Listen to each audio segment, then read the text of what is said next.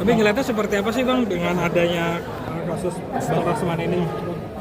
Ya ini karena kekurang pintaran Bang Rasman sama Bang Firdaus saja dalam bertindak sebagai pengacara.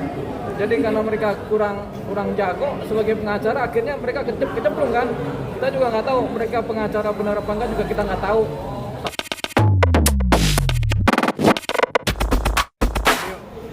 Terkait Bang Rasman hari ini datangi ke Mahkamah Agung terkait permintaan maafnya seperti apa Bang? Bang Rasman minta maaf ke Mahkamah Agung.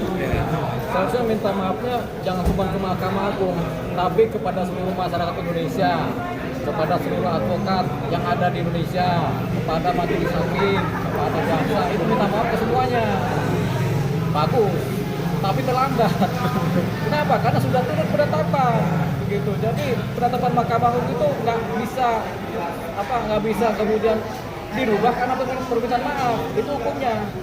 Semua penetapan Mahkamah Agung tidak bisa diganti atau diubah dengan adanya permohonan maaf. Itu nggak bisa. Jadi memang tetap permohonan maaf diterima, penetapan jalan terus.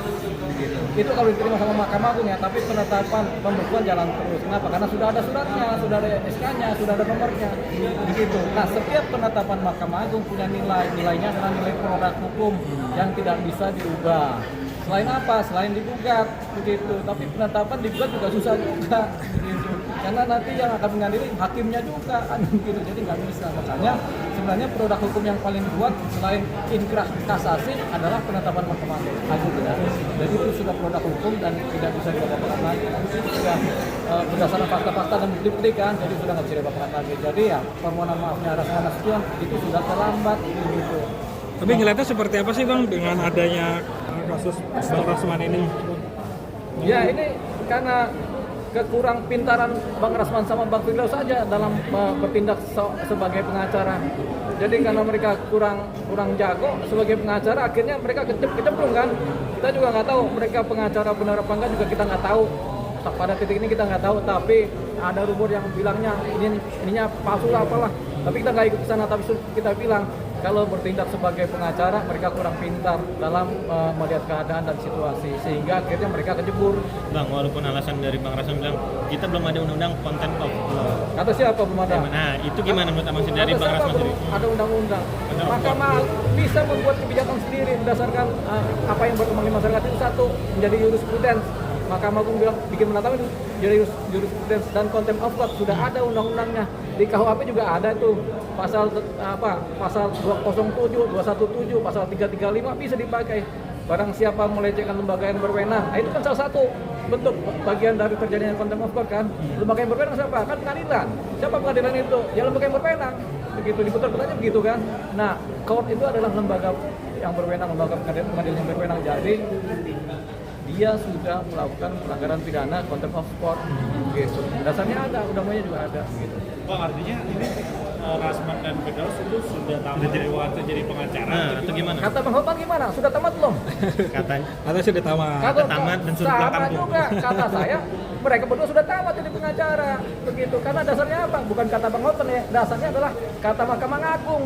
Mahkamah Agung bilang apa? Penetapan. Kami menetapkan, Mahkamah Agung menetapkan dengan nomor surat sekian melalui dengan dua pengadilan tinggi, Banten dan Ambon, menetapkan, membekukan, sudah selesai.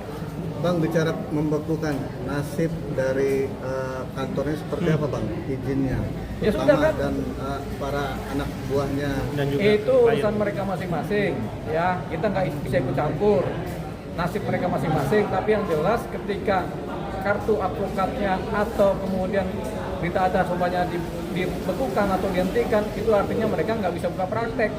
Kalau nggak bisa buka praktek, artinya apa? Kantornya hilang dengan sendirinya.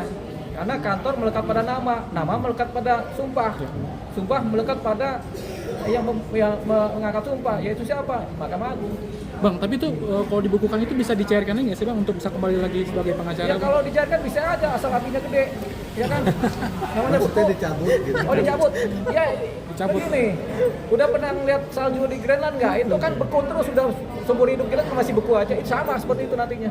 Bang, tapi selama Bang sebagai advokat jadi advokat Praktisi. hukum, pernah gak ada yang cabut dan akhirnya bisa? Ada beberapa, ada yang kena pidana di atas 7 tahun, pengacara, penipuan, penggelapan, punya asetnya klien, kemudian dia dihukum 6-7 tahun, kemudian akhirnya dengan sendirinya kartu advokatnya dicabut oleh mahkamah.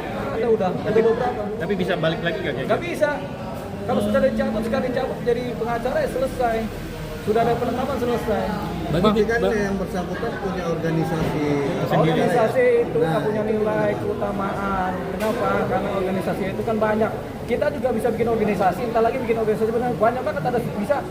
Karena apa? Ada kemudahan dari Mahkamah Agung sendiri kan, berdasarkan SEMA kan, kemudahan untuk membuat organisasi kan. Jadi siapa aja bisa bikin organisasi. Jadi begini, organisasi ini bentukan beberapa kelompok pengacara kan, itu nilainya juga kelihatannya nggak begitu kuat kalau memang organisasi sendiri juga nggak kompeten gitu. Organisasi boleh disahkan secara hukum, secara undang-undang, tapi kalau nggak kompeten nggak bisa juga jangan sebagai acuan.